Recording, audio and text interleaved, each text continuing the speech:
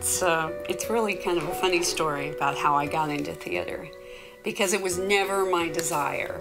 I wanted to be an accountant, and I was studying to be an accountant, and that's what I wanted to do. Well, when I first came to New York, it was very funny. I had $1,000 in my pocket and a place to live for 2 weeks, and that was it. And so I arrived on Monday. By Wednesday, I only had $500 left, so I had to make a decision. I auditioned for the Phantom of the Opera 18 years ago.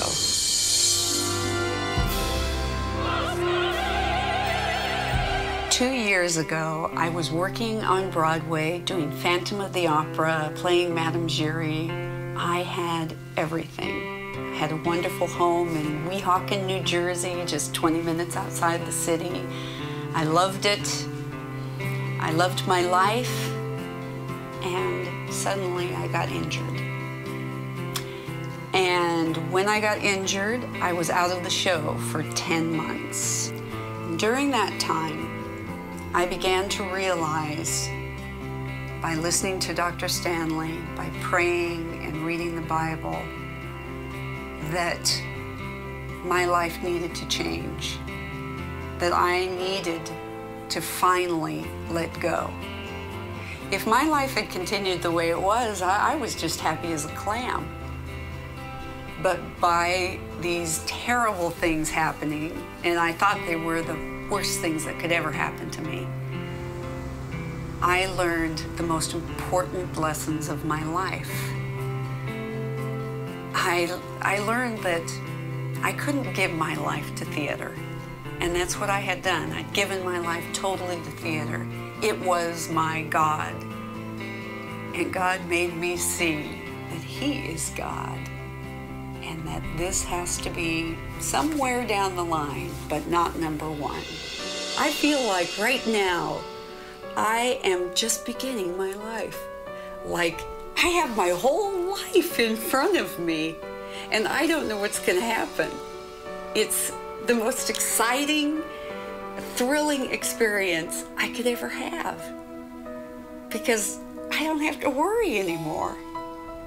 He has me in His arms, and that's all I need.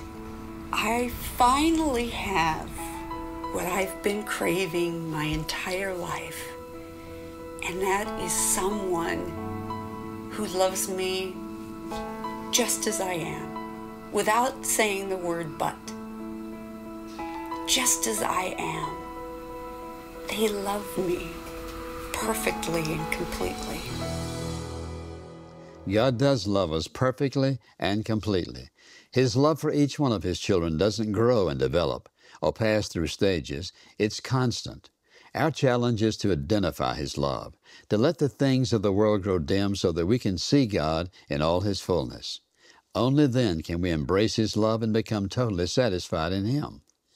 Often God will tear down the things that stand in His way. Let Him.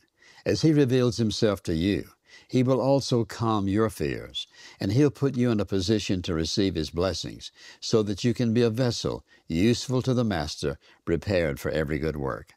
What a wonderful testimony we just heard of God's awesome love and His revelation of His love to Rebecca. I trust that you not only heard it, but that you will take it to your heart and that you will allow God to fulfill His purpose and His plan in your life, which is to love you unconditionally.